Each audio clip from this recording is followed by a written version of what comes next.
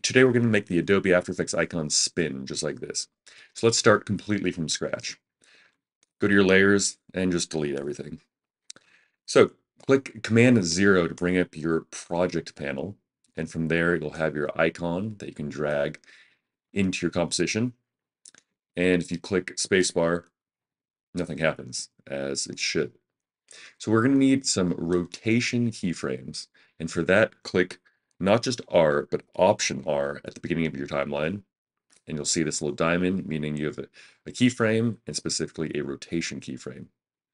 Now go to the end of your timeline and again click Option R and you see another keyframe, little diamond. And you'll notice on the left you have 0x and 0 degrees, meaning it hasn't rotated one time or two times and it hasn't rotated any amount of degrees.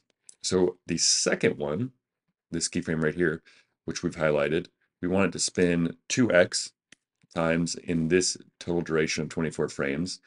I'm doing 2x, you can do 1x, 3x. I just think it's a good speed for this demonstration. And click spacebar. And notice it's spinning.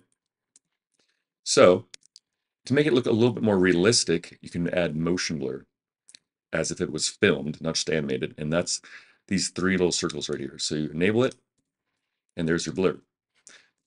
And I think it looks pretty good. And if you look at each frame individually, you'll notice the difference. When it has motion blur, it has the blurry effect. And if you disable motion blur, it's completely clear.